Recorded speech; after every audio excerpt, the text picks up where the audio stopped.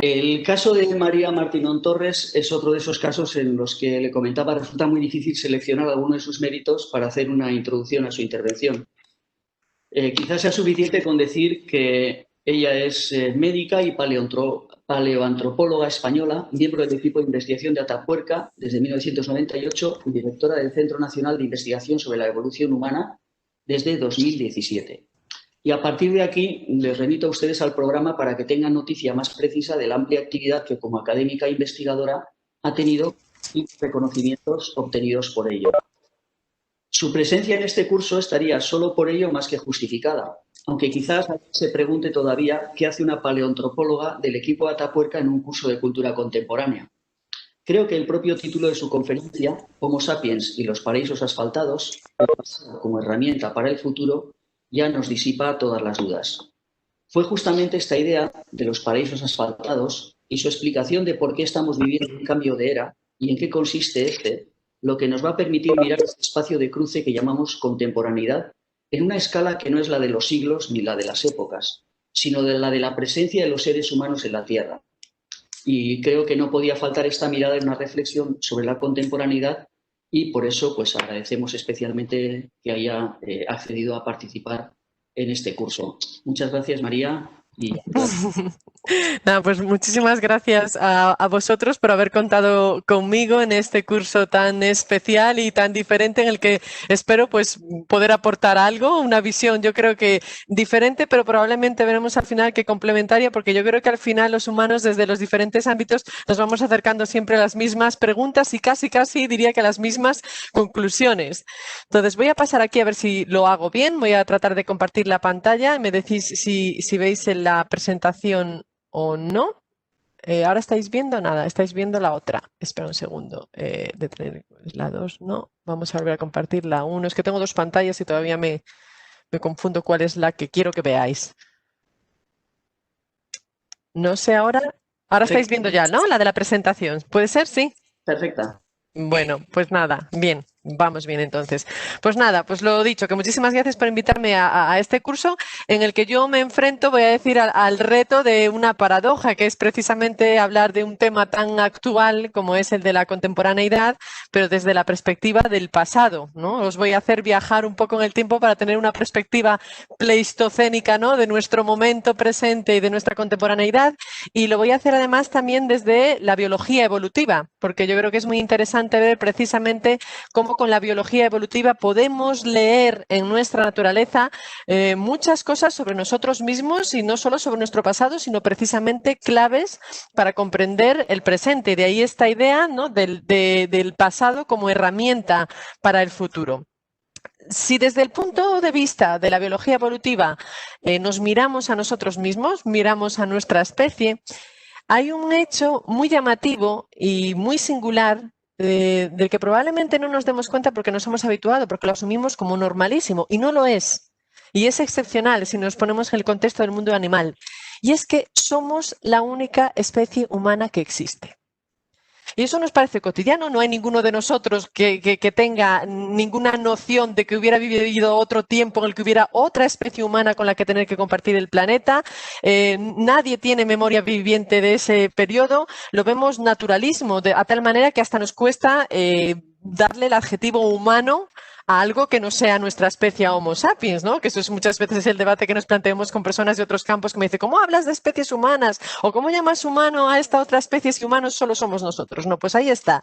Esto que nos parece tan singular es una excepcionalidad en el mundo animal. Es decir, si miramos el mundo animal y miramos pues las especies y subespecies que hay de perros, de zorros, de leones, pues de todas hay varias, de todas hay muchas, y nosotros, sin embargo, estamos solos. Estamos solos, pero no siempre estuvimos solos. Y yo creo que eso es también lo interesante y lo que nos lleva un poquito a poner en perspectiva esta soledad que tenemos en nuestro planeta. De hecho, si miramos atrás, podemos decir que la historia de nuestro linaje se retrotrae hace unos 6 o 7 millones de años, que es cuando el linaje que da lugar en la actualidad a los chimpancés, que es nuestro pariente más cercano en el mundo animal, y el linaje que acabará en la actualidad con Homo sapiens, se separaron y divergieron. Pero es que en ese recorrido de 6 y 7 millones de años, pues hemos dejado atrás muchísimas especies pues, que han ido evolucionando, que fueron surgiendo, que se fueron extinguiendo, algunas porque no fueron capaces de sobrevivir a determinadas crisis y otras especies que se extinguieron porque en realidad cambiaron tanto que se convirtieron en otra especie diferente, ¿no? Entonces, a lo largo de todo este tiempo hemos visto que ha habido diferentes ancestros, diferentes humanos, diferentes homininos, algunos de los cuales incluso coexistieron en el tiempo. Por lo tanto, eso es una posibilidad que hasta en nuestro linaje se dio. Lo que es curioso es que precisamente nuestra especie ahora está sola, pero gracias a los estudios de antropología, pues sabemos que hubo un tiempo no tan lejano, sobre todo en los términos geológicos en los que nos movemos en nuestro campo, en el que compartimos este planeta con otra especie también humana, que eran los neandertales. Como hablaremos después, hoy en día estamos solos, pero hace solo unos 40 o 50.000 años había en esta tierra y había precisamente en la península ibérica que hay unos yacimientos excepcionales neandertales, una especie también inteligente, también compasiva, también con capacidad creativa y artística, que también enterraba a sus muertos, una especie muy, muy parecida a nosotros. Precisamente es entre especies en que se parece mucho, donde existe la mayor competición. Y luego, si queréis, podemos hablar y ahondar con esto un poquito más. Una competición que no necesariamente siempre es violenta, pero es la lucha por esa supervivencia. ¿Qué es lo interesante aquí? Bueno, pues saber y ponernos en perspectiva que ahora estamos solos, pero no siempre estuvimos solos. Y lo interesante desde el punto de vista para un antropólogo evolutivo es que la definición de una especie, la definición, su caracterización, cuando hablamos de cómo somos nosotros, cómo fue otra especie, realmente está escrita en la historia de sus adaptaciones. Si nosotros queremos definirnos, tendríamos que ver en qué medida hemos sabido responder o adaptarnos a las diferentes situaciones. Y en ese sentido, pues Darwin nos hizo un legado fantástico. Hablábamos incluso pues, en la charla anterior y en la discusión ahí pues, un poquito sobre el tema de Darwin. Darwin nos dejó de legado una teoría fantástica, preciosa. ¿Por qué? Porque nos hablaba de evolución. ¿Y qué significa evolución? Evolución significa cambio. Darwin nos estaba poniendo el concepto de que la naturaleza cambia, está continuamente cambiando. Hay cambios que son más obvios, pero la mayoría de ellos son cambios que parece que están silenciosos y no los vemos porque nos falta escala en el tiempo para tener esa perspectiva. Pero la evolución significa que las especies están cambiando, que a día de hoy hay especies diferentes, que son diferentes de las anteriores, que en el pasado había especies que ahora ya no existen y eso también atañe a los humanos. ¿Cómo cambian esas especies? Pues esas especies cambian porque están en continua interacción con el medio ambiente. Y para ese cambio, ese mecanismo de cambio que da lugar a especies diferentes con diferentes adaptaciones, ese mecanismo es el que se conoce como selección natural. La selección natural en realidad es un filtro. Se produce un cambio en el contexto, en la naturaleza, que puede ser de cualquier naturaleza, desde competición con otro tipo de animal, un cambio climático, un cambio de entorno que hace que tus necesidades, tus recursos cambien y solo aquellos individuos de un grupo determinados que son capaces de superar ese filtro, ese reto, esa crisis, aquellos que tienen más capacidad, que es lo que llamaba él la mejor adaptación a ese entorno, son los que pasarán esa prueba y se reproducirán con más éxito.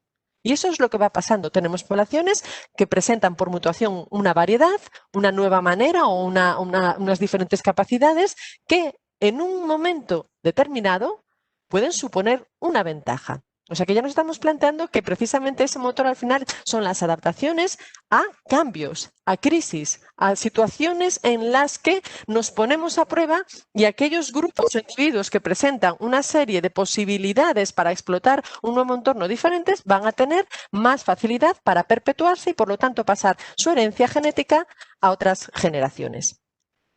Si desde este punto de vista evolutivo y que nos planteaba Darwin nos analizamos a nosotros mismos, es interesante ver que, bueno, podemos leer a lo largo de lo que somos hoy, precisamente, en algunas de nuestras características principales, cuál es la historia, por ejemplo, de esos retos que vivimos en el pasado, de cómo las diferentes especies de homininos se enfrentaron a los retos de su tiempo, ¿no? Hablamos ahora de contemporaneidad, pero cada especie se presentaba y se enfrentaba a unos retos determinados. Y eso está escrito en nuestra biología. Yo creo que es la parte de lo apasionante que tenemos en los estudios sobre antropología.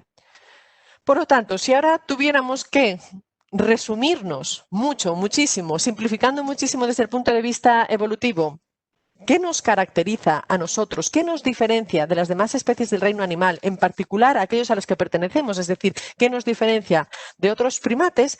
Pues podríamos resumirnos con 3 características principales. Si nos comparamos con otros primates, y podemos, por ejemplo, si queréis, con los chimpancés, con los orangutanes, con los gorilas, que son aquellos que son más cercanos a nosotros, como ha probado pues ya no solo la morfología, sino los análisis genéticos, vemos que hay 3 características principales. Por una parte, somos un primate bípedo.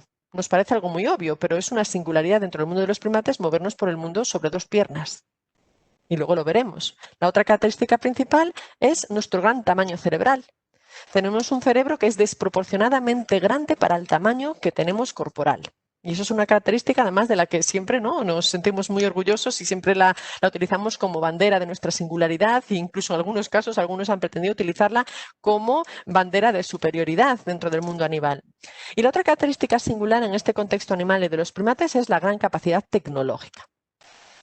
Y vamos a analizar cada una de ellas de manera muy breve, pero para que veáis que esas características que ahora llevamos como algo cotidiano, ¿no? Que ni siquiera nos planteamos cuando nos vemos todos los días y nos movemos unos con otros, en realidad tienen una historia de adaptación y de manera de resolver los retos que en un momento determinado, a lo largo de estos 6-7 millones de años, se han ido sucediendo y que han dado forma a este primate que somos nosotros ahora, Homo sapiens.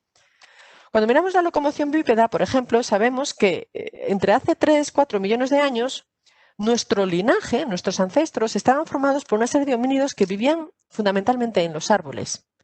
En esos árboles encontraban refugio, alimento y su dieta era esencialmente herbívora y frugívora, no comían carne. ¿Qué sucede? En ese periodo, hace unos 3-4 millones de años, se produce un cambio climático importante, comienza una aridificación del planeta. Claro, esta aridificación que tiene un gran impacto en África supone un cambio muy drástico en ese escenario de fondo, en ese ecosistema en el que estas especies estaban acostumbradas a desarrollarse.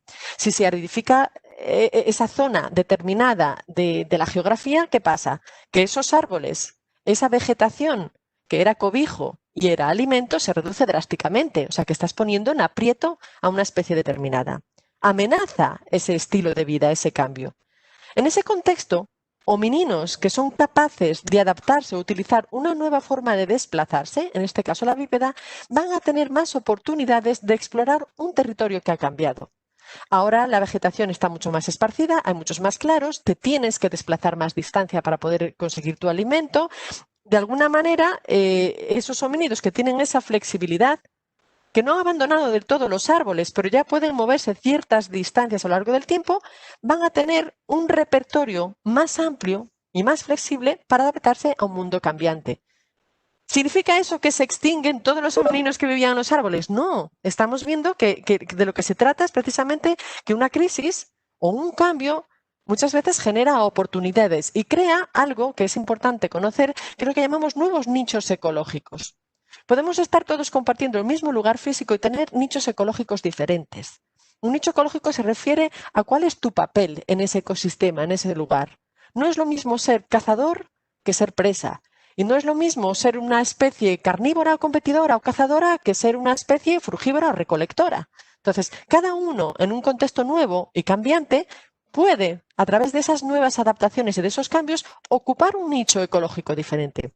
Y eso es importante si queremos hablar después precisamente para el tema de la competición. Si tú realmente utilizas nichos ecológicos diferentes, no estás necesariamente compitiendo con alguien aunque esté a tu lado y ocupando prácticamente el mismo lugar físico.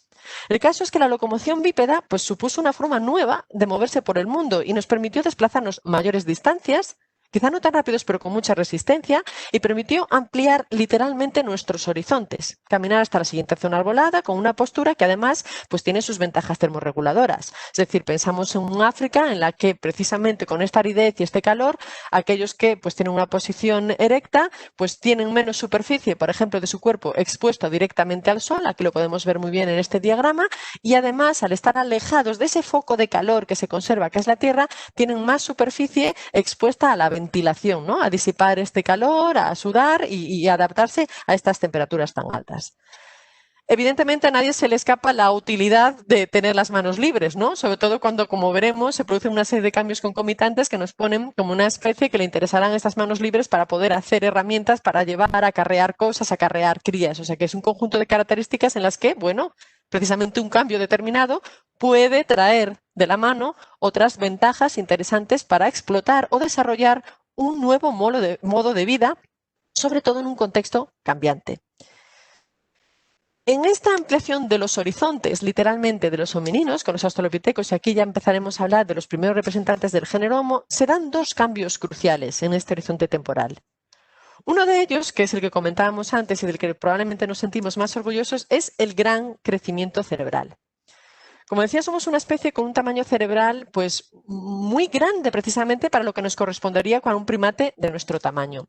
Si estudiamos la evolución del tamaño cerebral a lo largo de los diferentes homininos, vemos que hay una tendencia a un crecimiento en este tamaño que precisamente hace unos 2 millones de años, que es cuando se origina el género Homo, al que pertenece nuestra especie, Homo sapiens, se produce incluso un incremento exponencial. Empieza un crecimiento que empezábamos con homininos que podían tener entre 200 y 300 centímetros cúbicos, es decir, algo más, no más, prácticamente que el tamaño del cerebro de un chimpancé, pues alcanzas y doblas y llegas a tener una especie con un tamaño cerebral tan grande como el nuestro. Ya estamos hablando pues más de 1.500 centímetros cúbicos, 1.600 centímetros cúbicos, no solo en Homo sapiens, ojo, sino también en los neandertales. ¿Qué significa esto evolutivamente? Que para nuestra especie, para nuestro linaje de homininos, la inversión en un cerebro grande es fundamental para la estrategia de vida que nosotros tenemos. Es decir, es un poco el leitmotiv de nuestra supervivencia. Nosotros hemos apostado, hablábamos antes de invertir, por tener un cerebro grande porque creemos que es la mejor herramienta que tenemos para ser exitosos en el tipo de vida que nuestro primate, Homo sapiens, ha desarrollado. Lo mismo, que es ese concepto que a veces está malentendido de Darwin, estar mejor adaptado o más adaptado. No está el Homo sapiens mejor adaptado que otra especie con un cerebro más pequeño. Es decir, todo el mundo dice, ¿quién no va a querer tener un cerebro más grande? Es lo mejor que te puede ocurrir. Bueno, a lo mejor un águila piensa que no tiene tanto sentido tener un cerebro tan grandísimo, ¿no? Y que es mejor tener un cerebro moderado, pero tener a lo mejor mayor agudeza visual, ¿no? Para cazar sus presas desde la altura o tener mayor velocidad de vuelo. Entonces, en ese sentido, cuando hablamos de las especies, no hay jerarquías de superior o inferior o mejor adaptado. Cada uno está adaptado a un nicho ecológico particular y desempeña un papel determinado. Y en nuestro caso, no hay duda de que ese aumento de tamaño cerebral es crucial para ser lo que somos hoy en día. Crucial, como veremos, como soporte de capacidades intelectuales y crucial también por el cerebro social.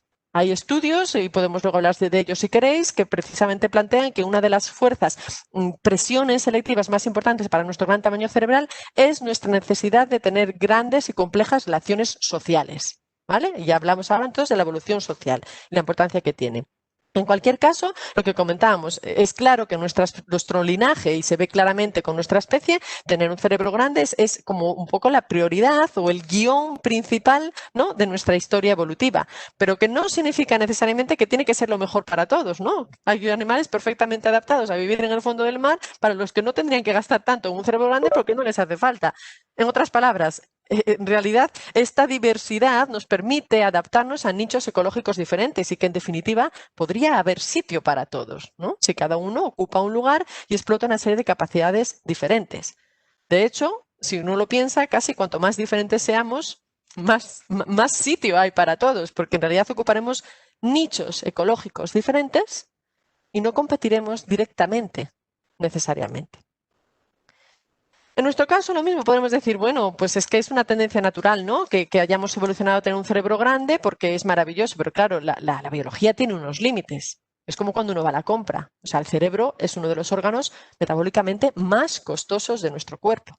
Incluso cuando no lo utilizamos, está consumiendo una gran parte de nuestra energía hasta cuando uno esté distraído y pensando en las musarañas. Entonces, evolutivamente no nos podemos permitir, bueno, pues va a crecer mi cerebro hasta límites insospechados. No, como cuando uno va a la compra. Si tú quieres comprar algo más caro, o gastas más, o sea, necesitas más renta, ¿no? Necesito más ingresos, o vas a tener que hacer una reubicación de gastos. Pues me quitaré de comprar esto para poder gastar más en esto otro.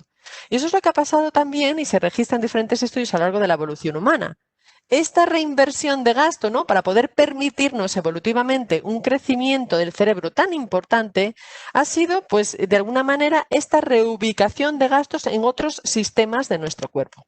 Y esto es lo que se llamaba la hipótesis del tejido caro, que es una hipótesis preciosa planteada por una investigadora, Leslie Aiello y Wheeler, en la que lo que comentaba es que si tú estudias a lo largo de la evolución humana, ves que precisamente en nuestro caso somos un primate que comparado con los demás tenemos un cerebro, comparado con otros animales, muy grande, mucho más grande de lo que nos espera, y proporcionalmente todo nuestro tracto gastrointestinal y vísceras está muy reducido. ¿Cómo se puede producir esa reducción? Es decir, hemos reinvertido. Yo esta energía que necesitaba para que evolutivamente dé lugar a un cerebro tan grande se tiene que quitar de un sitio. ¿Y de dónde lo ahorro? Pues de la reducción del tracto intestinal. ¿Cómo se puede producir esta reducción del tracto intestinal que consume tanto, que es otra de las partes de nuestra biología que más consume? Pues cambiando nuestra dieta. Y estos investigadores lo que proponen es que precisamente a lo largo de la evolución, y eso se ve al principio con el género Homo, la posibilidad de incorporar en nuestra dieta proteínas y grasas de origen animal fueron cruciales para que se pudiera producir esta reducción. ¿Por qué? Porque las proteínas y las grasas de origen animal son mucho más fáciles de digerir que las dietas básicamente herbívoras. Y podemos poner, si queréis, el ejemplo más extremo, ¿no? de los rumiantes, que necesitan estómagos enormes y muchísimo tiempo de digestión para ir cortando con enzimas todas esas cadenas vegetales de celulosa que son tan difíciles de digerir. Incorporar las proteínas y las grasas animales nos proporciona muchísima más energía, es decir, en menos cantidad, si queréis, de comida, muchísimo más fácil de digerir, y posibilitó esta reversión que nos ha venido tan bien. Claro, no todo es tan fácil, no puedo decir, bueno, es que no es lo mismo. Claro, estamos hablando de una comida maravillosa a nivel evolutivo que nos da muchísima energía, pero también una comida mucho más difícil de conseguir. Una comida más difícil de conseguir porque no es lo mismo estar ahí, no voy a decir relajado, pero bueno, estar en un ambiente como de contexto más tranquilo, recolectando y recogiendo frutos y cosas, que lanzarte al mundo a cazar o carroñear, es decir, competir directamente con otros animales y carnívoros que te ponen en peligro para tratar de conseguir una comida y un alimento que es más difícil. En este contexto, y en ese contexto también de un cerebro más grande y de unas capacidades sociales más complejas, surge precisamente esta estrategia también importante a lo largo de nuestra evolución, que es la caza. Y somos cazadores sociales. Los cazadores sociales, esto es interesante porque no es tan común en el mundo animal. O sea, estamos hablando de que somos animales que probablemente empezamos siendo carroñeros, que luego empezamos una gran importante de nuestra dieta en los recursos para el grupo a partir de la caza, pero a través de una estrategia que requiere colaboración e interacción entre los miembros de un grupo. Entre el 80 y el 95% de los carnívoros son cazadores solitarios, y solo los leones, los perros salvajes, las hienas y en algunos casos los chimpancés y los humanos serían de los pocos que cooperan para cazar al menos alguna parte del tiempo. Entonces, esto yo creo que estamos viendo un poco, ¿no? Este puzzle, cuál es la manera en la que nos vamos enfrentando a las diferentes complejidades, cuáles son esas estrategias que nos hacen hombres de nuestro tiempo en aquellos tiempos, hace 2 millones de años, hace 3 millones de años, y seguimos. La otra de las características de las que habíamos hablado antes y que también pues, que son, voy a decir, pues, más significativas y probablemente más identificativas de nuestra especie es la capacidad tecnológica. Y aquí nos planteamos un poco, pues a lo largo del estudio de la evolución humana del registro fósil, pues una de las mejores evidencias que tenemos para estudiar esta capacidad tecnológica, pues bueno, son clásicamente las primeras herramientas de piedras, ¿no? La industria lítica es una de las mejores evidencias que tenemos para explorar la capacidad de los homininos para hacer, crear y utilizar herramientas. Una tecnología que forma parte ya de esa cultura, de ese desarrollo de los homínidos y de su interacción y explotación del mundo. Claro, muchas veces se plantea uno el debate, ¿somos la única especie tecnológica? ¿Son las herramientas, el uso de tecnología? Claro, la tecnología en su, si queréis, en su germen, en su origen, en su forma más sencilla son estas herramientas, pero la tecnología ha derivado en algo muchísimo más complejo. ¿Son las herramientas exclusivas del ser humano? Bueno, pues podríamos decir que en principio no. Exclusivas no, sabemos que a lo mejor hay algún australopiteco que también ha utilizado de manera ocasional alguna piedra para cortar y separar algo de carne. Sabemos que hay algunos primates, chimpancés, pues, que utilizan, ¿no?, el clásico ejemplo del palito para meter en el termitero y sacar las hormigas, o incluso de manera natural coger una piedra pues, para machacar un fruto seco, ¿no?, una nuez o una avellana y sacar lo que hay dentro. Claro.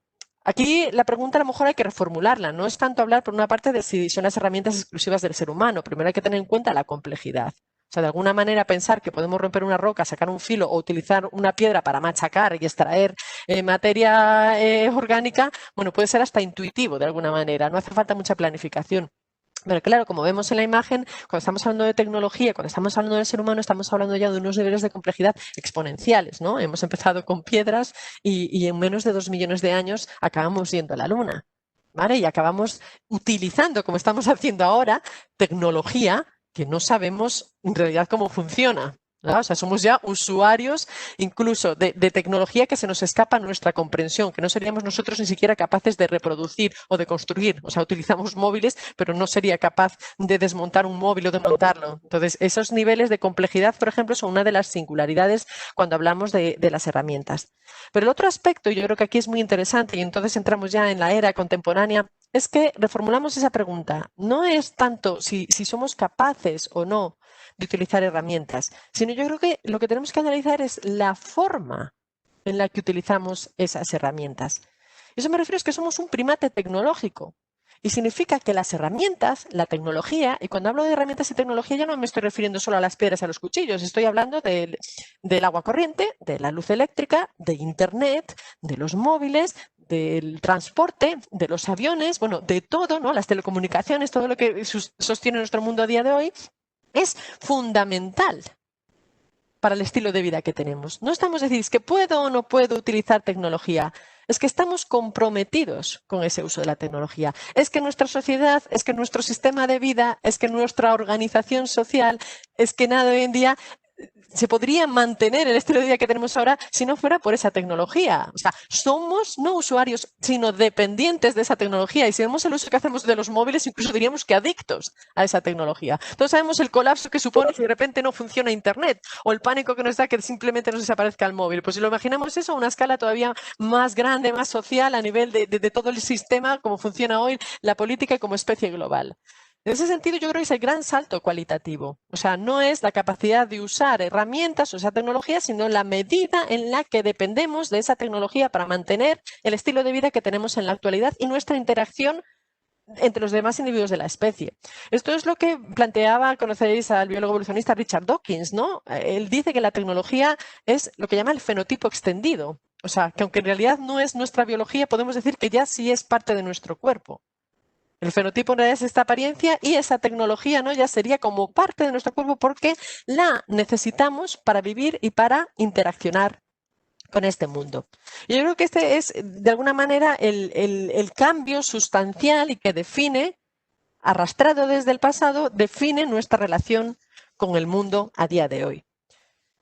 ¿Qué pasa con esa tecnología, esa capacidad tecnológica exponencial, brutal que tenemos? Bueno, pues que ha sido utilizada para transformar el mundo. Hemos transformado el mundo y a través de esa tecnología hemos conseguido cambiar radicalmente nuestro estilo de vida. Pasamos de ser pues, especies de homininos adaptadas a recolectar y a cazar y a vivir al aire libre, ¿no? Una especie móvil y con un tipo de actividad física mucho más abierta a estos espacios, a convertirnos pues, en una especie que ha desarrollado ya estilos de vida sedentarios. Sobre todo la gran revolución la podemos tener en el Neolítico, ¿no? O sea, nos asentamos, nos volvemos sedentarios y empezamos ya no a adaptarnos nosotros al mundo, que era aquel leitmotiv que planteábamos con Darwin, sino a adaptar el mundo a nosotros, ¿no? Claro, la búsqueda de la comodidad, uno puede pensar, per se, no es mala, es decir, toda esta vagancia, ¿no? Este sedentarismo, este ahorro de movimiento de energía, en el fondo probablemente esté en un instinto de preservar energía, que a lo largo de la evolución, pues todos los animales lo hacen, ¿no? Economizar gasto. El problema es en qué momento se desvirtúa, ¿no? Esa necesidad de hacernos la vida fácil o de economizar los recursos y se vuelve contra uno mismo, ¿no? ¿En qué momento se torció aquella idea tan genial, ¿no? De que teníamos la capacidad de facilitarnos la vida y de hacerlas mucho mejor. Entonces pasamos a un cambio brutal de manera que adaptamos el mundo y empezamos a adaptarlo a lo mejor de una manera ya muy drástica, muy exagerada y que empieza a tener un impacto importante en ese mundo natural, en ese ecosistema en el que nosotros nos hemos desarrollado y para el que además estábamos originariamente mejor adaptados. Esto empieza a tener pues, costes importantes que nos va llevando a diferentes eras que los diferentes especialistas están tratando de darle nombre y de identificarlo, un poco por conocer qué es lo que está pasando y a lo mejor incluso anticipar lo que puede pasar. Este impacto tan grande que tenemos ahora en el ecosistema por nuestra capacidad transformadora de y podemos hablar pues ya de temas de deforestación, de contaminación, de hiperfertilización de los suelos, etcétera, etcétera, etcétera, llega a tener un impacto lo suficientemente grande como para que pudiéramos leerlo en alguno de los parámetros que habitualmente estudiamos, geológicos, que definen pues, las diferentes eras. ¿Vale? Tiene una serie de costes, voy a decir costes para el ecosistema, voy a decir, pero costes incluso económicos para nosotros mismos. Es decir, somos una especie cuya anatomía ha entrado en obsolescencia, ¿no? Y si miramos ahora cuáles son los principales costes en temas de salud, ¿no? Y las principales causas de muerte y de morbilidad, que los podemos ver en cualquier listado de la OMS, vemos que la mayoría de ellos están relacionados con nuestro estilo de vida.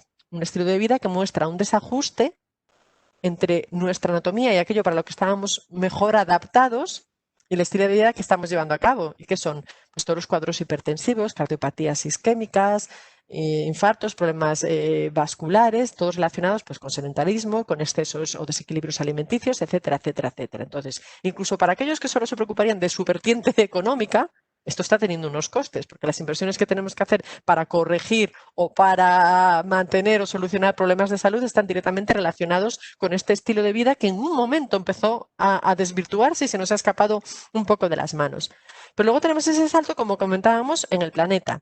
Y esto es lo que ahora se está dando lugar a llamar el antropoceno. El antropoceno sería ya una nueva era geológica en la que esta acción del hombre está dejando ya una señal, una marca. Es una nueva era geológica definida por parámetros que reflejan el impacto de esa actividad del hombre.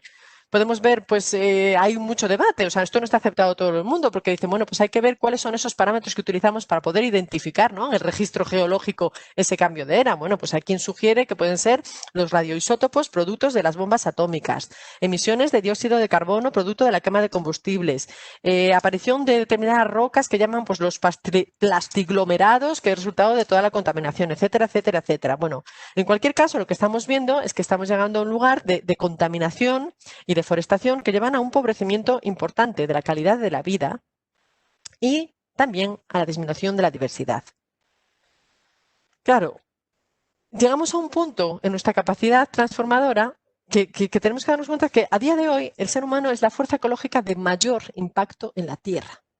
O sea, esa capacidad es brutal. O sea, es como ese regalo envenenado, ¿no? O sea, eres capaz de hacerlo mejor, pero también puedes ser capaz de hacerlo peor. Entonces, vamos a ver, en el año 2007, por primera vez en la historia de la humanidad, la cantidad de gente que vive en áreas urbanas superó a la gente que vive en las zonas rurales.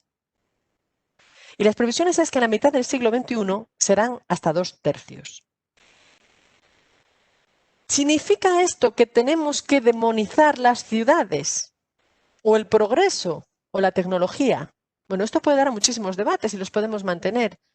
Yo creo que no. Es decir, el ser humano, igual que cualquier otro animal, modifica el entorno para sobrevivir en determinadas circunstancias. Incluso os sorprenderíais de que incluso dentro de las ciudades se crean nuevos nichos evolutivos en los que las especies mutan y se adaptan. Es decir, hay estudios maravillosos que te están hablando de diferentes especies de mosquitos que aparecen en las diferentes estaciones de metro, por ejemplo. Es decir, las especies de todo tipo de animal se van adaptando y la vida se abre paso incluso en las ciudades. Ahora, el problema es que con este aumento tan desproporcionado, por ejemplo, de los espacios urbanos, estamos reduciendo aquellos espacios naturales y pasamos un poco al título de la charla. Hablamos ya de los paraísos asfaltados. O sea, ¿cuánta biodiversidad estamos perdiendo? O sea, ¿somos conscientes de que estamos perdiendo el control del efecto de nuestros superpoderes? Y eso es lo que nos tendría un poquito que llevar a la reflexión. Si tenemos una visión de conjunto, estamos viendo que lo vuelvo a insistir, que es que el progreso e incluso las ciudades no son algo que se tenga que demonizar per se. Pero tenemos que tener una reflexión, es decir, global y un debate y a lo mejor una aproximación no solo intuitiva, sino científica al asunto para ser conscientes de que se está reduciendo el espacio natural. Y que reducir el espacio natural significa que se desaparecen aquellos territorios naturales en los que nacimos, aquellos territorios en los que las civilizaciones, las nuestras, se construyeron. Recordar que nuestra comida y la mayor parte de nuestras viviendas y de nuestro transporte y nuestros vehículos se derivan de este espacio natural. Y ser conscientes también de que pues, se están extinguiendo especies, que es lo que ya dicen que nos acercamos, según algunos investigadores, a la sexta extinción. se están produciendo grandísimas extinciones. Por ejemplo, dicen pues, que desde el año 1500 más de 320 vertebrados terrestres se han extinguido y cada una de las especies de vertebrados que existen han reducido su cantidad y aún más de un 30%, o sea, a un ritmo veloz. O sea que en muchos años vamos a tener un empobrecimiento enorme de las diferentes especies que habitan este planeta. Esta exageración, este antropoceno, esta pérdida de mundo natural no controlada, ¿no? Esta pérdida de capacidad de regulación, de cierta estabilidad, de cierto equilibrio, que ese es el problema, que se nos esté escapando la herramienta de nuestras manos, ha llevado a otros investigadores, de los que destaco a Edward Wilson, que es un biólogo evolucionista que ha hecho unas reflexiones muy importantes, tremendas. Yo os animo mucho a leerlo porque se lee muy bien, es un gran escritor. O sea, cualquiera de sus obras se puede leer y aporta mucho. Tiene el The Meaning of Human Existence, el significado de la vida, tiene muchísimos estudios interesantes. Él ha planteado que deberíamos hablar ya no solo del antropoceno, sino que pasaríamos, según él, a una nueva era, que es la que llama él el eremoceno, de eremita, ¿no? De soledad, la era de soledad. Según Wilson, esta es la era de las especies domesticadas, yo diría, ¿no? De los paraísos asfaltados, de la disminución de la diversidad. Él sostiene que si preservásemos al menos la mitad de la Tierra, entre comillas, libre de seres humanos, ¿no? De manera natural, podría ser suficiente para detener la extinción de numerosas especies vegetales y animales. Pero si seguimos escogiendo el camino de no reflexión, de no regulación, no quiero con eso que es que tengamos que volver al campo, ¿no? Y abandonar las casas y las ciudades, no, sino de regulación, de control de esos recursos, pues llegaremos a un punto de vista en el que será un planeta pobre, un planeta parece que está, ¿no? Ya como empobrecido y limitado en su diseño a lo que creemos que son nuestras necesidades, pero que, como veis, estarían muy limitadas, muy estrechitas a las necesidades que se nos ocurre que podemos tener hoy. Desde un punto de vista incluso egoísta, diría hasta qué punto, cuánta biodiversidad podemos permitirnos perder antes de que se resienta nuestra manera de vivir. O sea que incluso egoístamente, hablando de recursos, hablando de combustibles, ¿no? Hablando de contaminación que agrava patologías como factor coadyuvante de fondo. O sea, ¿cuánto? Incluso al que no le interese la diversidad, al que no le mueva el corazón pensar la pérdida de diversidad, que piense en la parte económica. ¿Cuánto nuestro sistema de vida va a ser capaz de vivir sin resentirse si seguimos teniendo esta pérdida de biodiversidad tan veloz y tan marcada? Y ese yo creo que es el gran reto del hombre contemporáneo.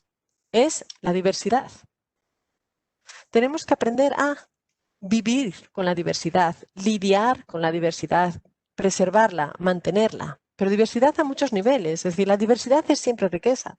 La diversidad ecológica, pero una diversidad ecológica incluye, como veremos, también la diversidad humana, pero no solo esta. Yo digo, no se trata de demonizar el progreso, ni las urbes, ni la tecnología, sino utilizarlas precisamente para un control incluso egoísta, es decir, en una línea más productiva que aniquiladora. Es decir, somos capaces, tenemos la herramienta, ¿no? O sea, es cuestión de que actuemos como lo que realmente podemos ser, que es una especie global, pero muchas veces echamos de menos, que es que realmente actuemos o pensemos de manera global. Nos hemos enfrentado al mundo creyendo que éramos superpoderosos, que nosotros no cambiamos, que es el mundo el que cambia. Bueno, y ahora vemos que no siempre es así. Entonces yo creo que el verdadero reto contemporáneo es la diversidad. Es una diversidad que hay una parte de esa diversidad que ya la hemos perdido y es la que hablábamos antes, la diversidad de especies humanas. ¿Vale? Hace 50.000 años no estábamos solos en este planeta, había otra especie humana que eran los neandertales. Una especie pues, a la que yo personalmente lamento que no hubiéramos llegado a conocer. Los de ahora, ¿no? Los de nuestro tiempo, que pudiéramos tener un recuerdo, una memoria viva de qué significaba compartir el planeta con otra especie humana inteligente, muy parecida a nosotros, pero diferente, pues, ¿no? O sea, otros tipos de inteligencia, no tener que ir a otro planeta a buscar vida inteligente, ¿no? Que la hubiéramos tenido aquí con nosotros mismos. Entonces, yo creo que pues hemos perdido parte de esta riqueza biológica. Claro, es una cuestión muy clásica, siempre abierta, el tema de la extinción de los neandertales. Se nos ha echado muchas veces la culpa. Y no digo que a veces uno no pueda tener culpa o no la hayamos tenido, que no siempre una culpa significa una intencionalidad, sino que hablamos pues, de las leyes biológicas evolutivas. Cuando estudiamos un poco la historia de las dispersiones de nuestra propia especie Homo sapiens, sabemos que hay una coincidencia en el tiempo pues, inquietante, que es que nuestra entrada en Europa hace 40, 50.000 años, pues coincidió precisamente con la extinción de los neandertales, de manera que muchas veces pues, se nos ha dicho que ha sido nuestra entrada, ¿no? Invasiva, somos la gran especie invasiva, ¿no? El caballo de Atila, por donde no crece la hierba, pues ha producido a su paso una gran extensión de especies, incluyendo entre ellas a los neandertales. Sin embargo, creo yo que la lectura no siempre tiene que ser tan negativa y tan radical. Sí que es verdad que éramos especies muy parecidas. Y entonces ahí entramos un poco en lo que hablábamos antes del tema de la competición. Dos especies que son muy parecidas van a competir más porque van a tener de alguna manera las mismas necesidades. En nuestro día a día, en nuestro entorno, ¿con quién tenemos más problemas? Bueno, pues con aquellos con los que queremos las mismas cosas, ¿no? Con aquellos que luchan o que necesitan los mismos recursos que tú. Aquel que es muy diferente a ti, aquel que tiene otra vida o se gana la vida de otra manera, con esos generalmente no tienes conflicto, ¿no? Porque realmente no tenemos un espacio común en el que nos vayamos a estorbar. Pero en este caso estamos hablando de especies muy parecidas que tenían maneras muy similares de explotar el mundo y probablemente ahí puede haber habido un problema de competencia no necesariamente violenta, que siempre estamos hablando con la idea, no, nos peleamos, fue violenta, aniquilamos. No, es cuestión de vida y es cuestión de diversidad. De hecho, lo que hemos aprendido en estos últimos años, y yo creo que es muy interesante, es que tenemos aquella idea de que Homo sapiens llegaba y se extinguían todas las especies a su paso, pero no teníamos prácticamente ninguna interacción con ellas. Hoy en día sabemos que nuestra especie ha hibridado, se ha mezclado con otras especies de homininos entre las que incluimos a los neandertales. Y esa hibridación además está reflejada en nuestros genes, de manera que desde un 1 a un 4%, dependiendo de cuál sea tu origen geográfico, ¿no? De tus genes son neandertales, ¿no? Ahí hay un legado que está hablando de un momento en el pasado en el que llegamos a tener descendencia con una especie que era biológicamente diferente. Y a mí esto me llama muchísimo la atención, sobre todo viendo a día de hoy cómo dentro de la misma especie tenemos tantos problemas para entendernos. O sea, como un periodo en el que saltábamos esas barreras biológicas, que en principio tendrían que ser mucho más difíciles de cruzar que las culturales, y que tuvimos descendencia con otra especie. Y además, y esto fue un estudio muy interesante que salió pues solo hace un par de semanas, ahora sabemos incluso que estas especies, Homo sapiens y Homo neanderthalensis, tuvieron descendencia y que la cuidaron. Ambos grupos cuidaron de esa descendencia. Es decir, no simplemente no conocemos mucho sobre el carácter de esa interacción, sino que hemos visto, analizando el ADN de diferentes homininos, vemos que los neandertales primero cuidaron y admitieron en su grupo esos niños híbridos. Y que después también lo hizo Homo sapiens en una segunda, digamos, oleada o eventos de cruces entre las dos especies. O sea que no sabemos incluso quién fue el primero en realidad en ser tolerante, incluso si nuestra propia especie puede haber sido la que aprendió de los neandertales a admitir en su grupo a alguien que era diferente, porque un híbrido pues tendría sus diferencias físicas probablemente y diferencias incluso, quién sabe, en capacidades de aprendizaje o en capacidades o en aspectos culturales. Lo que estamos viendo es que es una historia de un tiempo en el que había tolerancia y diversidad en principio, o por lo menos podemos aventurarnos a proponerlo entre diferentes especies humanas. Ahora no nos queda eso. Pero sí nos queda otra capacidad y otro reto contemporáneo, que es el de la tolerancia de la diversidad humana dentro de la misma especie. O sea, lo bueno que tiene nuestra especie, y ahí volvemos un poco al tema que hablábamos pues, en la charla anterior, de si es el individuo o es el grupo, es que somos una especie muy cohesionada, muy global, pero que está hecha de individuos muy diversos. Y esa es precisamente nuestra fortaleza. Cuando hablaba Darwin del que sobrevive el mejor adaptado, ya no estamos hablando de que sobrevive el más fuerte con mejor salud, no. Precisamente sobrevive el que está mejor relacionado, el que está mejor arropado, el que tiene mejores contactos, el que está más protegido. Al final, la fortaleza de nuestra especie no es una fortaleza individual, sino colectiva y social. Y precisamente una de nuestras fortalezas es que somos muy diversos y en nuestra especie pues cabe, lo digo muchas veces, el tímido y cabe el atrevido y cabe el optimista y cabe el pesimista y es precisamente de esa riqueza y de esa diversidad de donde surgirán todos los recursos que necesitaremos para salir adelante y para tener, y volvemos también a otro tema, a otra palabra que hablábamos antes, la creatividad suficiente como para abordar nuevas estrategias con las que resolver los problemas que puedan ir surgiendo. O sea que yo creo que es un poco el reto, si me permitís, que tiene nuestra especie si miramos un poquito atrás. Vivir y fomentar la diversidad. Diversidad del ecosistema y diversidad humana. Después de visto lo visto, uno se pregunta, ¿somos la única especie humana? Pero es que, claro, ¿habría sitio para otra? O sea, ¿realmente hay sitio para otra? Sobre todo si tenemos en cuenta que ahora o en teoría, o eso deberíamos fomentar, somos una especie muy, muy diversa. Pero precisamente la diversidad es siempre riqueza. Lo es a nivel anímico, lo es a nivel espiritual y lo es a nivel biológico. Evidentemente ya sabéis las dificultades y los problemas que hay, por ejemplo, cuando no hay diversidad genética, ¿no? Y hay grupos que son muy endogámicos y se cruzan entre ellos, esa falta de diversidad al final acaba siendo un problema biológico y médico también. Entonces yo diría un poco que ese es nuestro reto. Y que sepamos que estamos continuamente cambiando. Yo precisamente en estos tiempos que estamos todos hablando de crisis, ¿no? La crisis, el coronavirus, los problemas que parece que no, es que nunca nos había sucedido algo así, tal. Yo creo un mensaje precisamente desde la biología evolutiva y quería transmitiros hoy un poco es, en todo lo que parece incluso inmutable, hay una historia de cambio. Es una historia de todas las formas en las que nos hemos ido enfrentando siempre a lo largo de millones de años a los cambios de nuestro ecosistema, a los cambios y a los retos, a la competición. Y se puede salir, hemos ido saliendo. Es decir, las especies están continuamente enfrentadas a crisis. Es decir, todos los seres vivos están siempre o superando crisis que pueden ser mayores o menores o más pequeñas. Están sufriendo crisis o saliendo de ellas. O sea, una extinción simplemente es que una especie no fue capaz de superar la última crisis. Entonces, esto es lo que en biología se llama la homeostasis, ¿no? Es esa búsqueda de equilibrio. Es una especie como de desequilibrio estable. No estamos estáticos, es la señal de que estamos vivos, ¿no? De que estamos continuamente adaptándonos, tratando de ajustarnos a un ambiente que cambia. Y eso es precisamente pues, el tema, la fortaleza, y si no cambiáramos, pues significaría pues, que no estamos vivos, ¿no? Yo diría que casi el ser humano, igual que otras especies animales, no vivimos, sino que sobrevivimos de manera continua. Y es en esa idea, ¿no? En esa lectura de todo lo que está escrito nosotros mismos, pues me gustaría acabar pues, con un mensaje, voy a decir, positivo de los retos, esa homeostasis, o sea, estarnos adaptando, estarnos tratando de ajustar, aunque a veces sea más o menos difícil, pues es precisamente esa señal de que estamos vivos y de que tenemos esa capacidad en esa búsqueda de homeostasis, ¿no? De equilibrio inestable, pues con el mundo. Y sobre todo algo yo creo es importante a nivel de reflexión. Y acabo, yo no sé si conocéis vosotros la técnica, una técnica cerámica japonesa centenaria que es el kintsugi.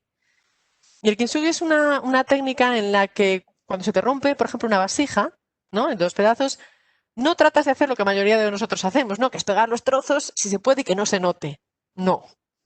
En el kintsugi lo que hacen es coger pues, polvo de oro o de plata, de platino, y precisamente dibujar esos lugares por donde se fragmentó, donde se hizo añicos, y embellecerlos e integrarlos en la propia cerámica. Es decir, abrazar esas cicatrices, no las escondemos, llegan a formar parte, de alguna manera, de la historia del objeto, que desde el punto de vista de un antropólogo evolutivo es maravilloso, porque a mí lo que me interesa no es la representación idealizada, ¿no? De lo que somos, sino poder leer en lo que yo llevo ahora la historia de lo que pasó y cómo surgió. Y yo diría un poco esto lo que estamos viviendo ahora. Abracemos las cicatrices, asumémonos a ellas, veamos dónde tuvimos las debilidades, veamos de qué manera nos enfrentamos y acertamos o no en esas crisis en las que nos vemos. Y sobre todo yo, el leitmotiv que diría ahora, hoy en día, sobre todo cuando hay un ambiente en el que la gente pues muchas veces está desesperada, enfadada y no admite las diferencias de pensamiento, diversidad.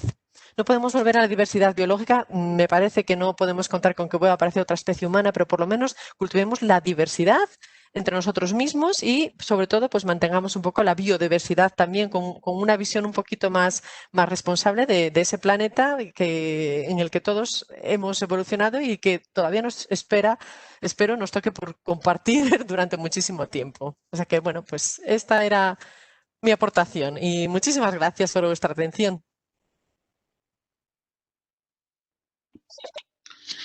Muchísimas gracias, María. ¿Ves? Ha tenido que venir aquí la perspectiva biológica para poner esperanza. Había que ir, pero está bien. No sé si Pero hay... lo llevamos puesto. O sea que yo creo que eso es lo bonito, que nos lo podemos leer los unos en los otros, ¿no? A veces cuando tenemos el foco muy cerca y miramos con la lente de cerca, no encontramos la salida, ¿no? Y Sí. bueno, mirarlo con esa perspectiva que tú lo has planteado, pues efectivamente, me dice, bueno, pues ya te da otra dimensión, ¿no? Y eso me parece interesante. No sé si hay preguntas, yo sí tenía una cuestión en todo caso, porque dentro de todo esto me ha llamado la atención, me ha hecho pensar sobre que entre tanto este reto que tú hablabas, ¿no? De preservar la diversidad bueno, y estas posibilidades que se nos ofrecen sin salir de aquí, pero vemos cómo a la vez estamos poniendo la esperanza de futuro y de pervivencia de la especie en Marte. Entonces, claro, o sea, en lugar de decir tenemos este territorio, tenemos este terruño, ¿no? Y a ver a cómo nos apalañamos aquí, damos ya por perdido y nos marchamos a Marte. ¿Qué responsabilidad tiene la curiosidad científica, que entiendo que es lo que alimenta el estar buscando esto, en que nos descuidemos sobre lo que igual podría ser el camino para... Sí, yo Como no tú diría, dices, sí, yo no diría que es la culpa. Es decir, yo creo que la curiosidad, ¿no? Por explorar y otros planetas, pues es innata, ¿no? Como la curiosidad por salir, por expandirnos. Somos una especie que se ha expandido por todo el planeta. O sea, vivimos en cualquier lugar, prácticamente en cualquier ecosistema, en cualquier temperatura. Solo nos falta ya vivir en el fondo del mar. Y llegará, o sea, y explorar otros planetas y otros espacios, yo creo que está en nuestra naturaleza. Ahora, en esa naturaleza podemos decir invasiva, que puede tener nuestra especie por esa capacidad transformadora tan apabullante, sí que está esa idea, ¿no? De que llego a un sitio y lo primero que pienso es cómo me puedo adueñar de él, ¿no? Entonces, una vez que descubres que hay otros mundos, ¿no? Dices, pues este mundo también me puedo adueñar de él. Claro, es curioso. Yo siempre pienso que es un poco el equilibrio que le falta a lo mejor a nuestra especie. Somos una especie que crea muchísimos problemas, pero también somos buenísimos resolviéndolos, ¿no? O sea, tenemos una capacidad de discurrir tremenda, pero sí que yo creo que es muy llamativo lo que tú comentas. En vez de intentar solucionar el problema aquí, estamos ya pensando cómo vamos a solucionar cuando se nos acabe lo de aquí, pues nos vamos a otro sitio. Y yo creo que ahí es lo que está poniendo precisamente en evidencia esa necesidad de cambio de planteamiento. Es decir, yo no dudo, mira, en nuestro campo hay muchas diferentes filosofías y hay muchos paleoantropólogos que son más catastrofistas, ¿no? Esto nos va a llevar a la extinción de la especie, esto es el apocalipsis, esto se acaba, tal. Yo creo que no. Yo creo que nos las vamos a arreglar. O sea, que somos unos fenómenos discurriendo formas de salvarnos la situación. O sea, hasta tal punto me dice, pues irnos a otro planeta. ¿Qué pasa? El problema, que es donde no medimos ni reflexionamos, es a expensas de qué, con qué precio. Entonces yo creo que nuestra especie se las va a arreglar. Acabándola aquí, inventando nuevos combustibles, yendo a vivir a otro planeta, se las va a arreglar. Yo no veo ese colapso de manera tan sencilla. Lo que veo, claro, que es a expensas de una pérdida de biodiversidad terrible y un empobrecimiento, ¿no? De nuestra vida, de nuestra interacción. Cuanto menos riqueza, es que voy a decir, es que hasta egoístamente peor para todos, ¿no? Porque si alguien buscaba un rédito económico es que estamos desperdiciando muchísimo, un gasto que no tiene sentido, que se podría controlar. Pero no lo sé. Yo creo que el descubrimiento de otros planetas responde a otras necesidades. Otra cosa es que una vez que vemos algo, ¿no? Lo queremos. Lo queremos y además nos vemos capaces de adueñarnos. Es un poco somos eso, lo que decía antes, ¿no? La especie invasiva, ¿no? Llegamos y parece como que atropellamos y arrasamos con todo. Y sí, la pena es que nos lo llevemos esto también a la Luna, ¿no? Que ya empieza a hablar los temas de la contaminación espacial, las basuras, etcétera. Pero no lo sé, yo creo que es una reflexión importante. Es decir, nos cuesta más pensar en solucionar el problema aquí, que además lo tenemos identificado, que nos parece más factible pensar que empezamos de nuevo en otro sitio, ¿no?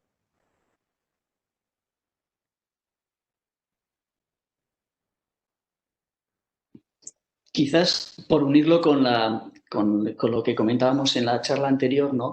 Tú has dicho algo que me parece muy importante, que es que nuestra fortaleza es colectiva y social y que de ahí también ponemos en marcha la creatividad. Y claro, quizás también, quizás sería el sitio por donde empezar, ¿no? Empezar a pensar que tenemos que resolverlo en términos colectivos y sociales, y quizás en un contexto en el que, como comentábamos antes, ¿no?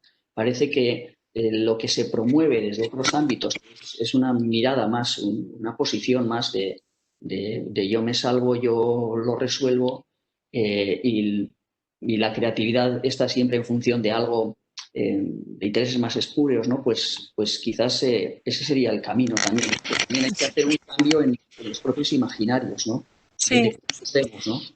Yo creo que incluso podemos estar viendo ahora con el tema todo de la pandemia. O sea, es como si tuviéramos las herramientas, ¿no? Todos lo vemos individualmente, pero siendo como se supone que somos una especie tan global, ¿no? Tan conectada, tan todos a la vez podemos hablarnos de aquí al otro lado del planeta, no estamos actuando ni gestionándolo como una especie global.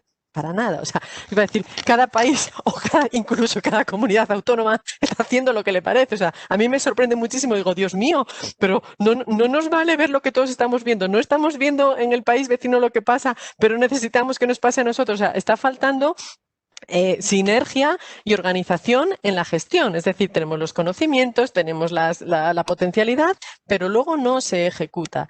Y yo creo que la diversidad es importantísima también incluso para tratar de abordar estos problemas. Y yo en todos los ámbitos y sobre todo pues también incluso en estos, creo que siempre habría que abordarlo desde foros multidisciplinares, interdisciplinares. Es decir, que haya variabilidad, que haya diversidad. Diversidad de las diferentes disciplinas y las aproximaciones. Y luego en el día a día va a decir diversidad de caracteres y de personalidades. O sea, hay un caso que, pues va a decir, pues el tema clásico de la extinción de los neandertales, ¿no? No se sabe por qué. Bueno, yo creo que fue una cosa pues, de contingencia, a lo mejor un poco de, voy a decir incluso de mala suerte. Estamos hablando de una especie de neandertal que estaba perfectamente adaptada a un ecosistema, un contexto durísimo, en el que a lo mejor un sapiens ni siquiera hubiera sobrevivido, porque estábamos hablando de la Europa glacial, de los fríos, o sea, un sapiens no hubiera aguantado ni un invierno, y allí estuvieron ellos 500.000 años aguantando. Ahora, era una especie muy aislada, muy endogámica, o sea, no entraba más especies, entraban otras mezclas, ¿no? Sangre nueva a ese grupo, que a lo largo del tiempo, con esta mezcla, este aislamiento, este grupo pequeño que solo se cruza consigo mismo, llega a una homogeneidad y a nivel genético también a un desgaste, ¿no? Una limitación genética que al final te hace una especie mucho más pobre. Es decir, ya aumenta la probabilidad de tener mutaciones deleterias, etcétera, por esta mezcla, ¿no? Entonces la diversidad, de nuevo, hasta genéticamente, la diversidad es buena porque tienes más de dónde coger con lo que enfrentarte, por ejemplo, a problemas y enfermedades. Y en este sentido, por ejemplo, los neandertales te los puedes imaginar muy homogéneos, pero a lo mejor en un momento de crisis, y lo vemos muchas veces, ¿no? Lo que llaman el brainstorming, la lluvia de ideas. Cuando hay un problema y no sabes de dónde salir, a veces te viene muy bien tener en el grupo a uno que dices tú, este siempre dice tonterías y tal, pero de repente en esas tonterías que dice, tiene una idea genial que dices tú, hombre, no, eso no, pero bueno, pero lo que dice tiene su gracia. O a veces te hace falta tener uno que sea, pues el típico que siempre tiene miedo, el pesimista, pero bueno, pero te pone un poco de orden. Entonces, esas visiones, incluso extremas, yo creo que son las riquezas que tenemos. Y siempre pienso, me imagino, y a lo mejor ya es un poco de fantasía, digo, el pobre Neandertal ve que cada vez son menos y son menos, y ellos dicen, aguanta, aguanta, sigamos haciendo lo que hemos hecho porque nos ha ido bien.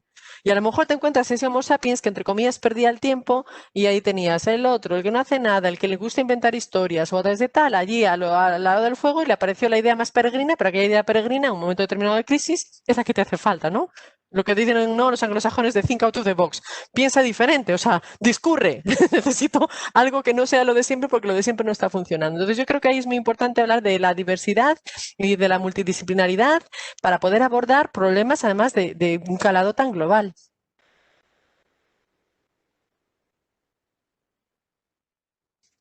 Sí, no sé, alguna otra intervención. Y si no, pues haremos como antes, pondremos unos minutos de descanso, como 5, para que se incorpore Manuel González Bedía, que nos viene al mundo de la inteligencia artificial. Espera, algo ha llegado ahora. No sé si ha llegado una pregunta. Te la leo. Sí. En los últimos años se están aportando trabajos sobre fósiles en Asia que cuestionan algunas teorías. ¿Teníamos abandonado este continente? Ah, bueno, mira, eso me gusta a mí porque yo estoy trabajando mucho ahora en Asia y estamos estudiando fósiles que realmente no estaban integrados en la historia. Entonces, durante mucho tiempo sí que es verdad que todo el continente asiático era una pieza gigante del puzzle que no estaba siendo integrado en el discurso sobre la reconstrucción de la historia evolutiva, pues por cuestiones políticas y de idioma y culturales.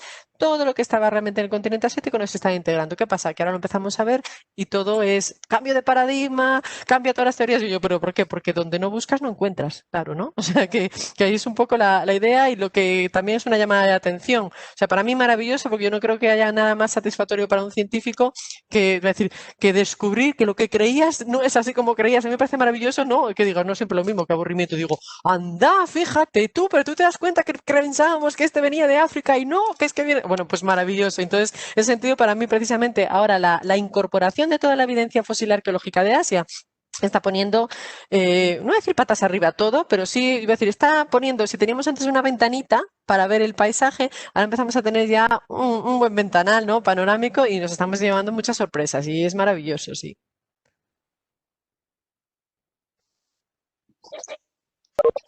Bueno, pues como te estaba diciendo antes, pues muchísimas gracias. Muy bien.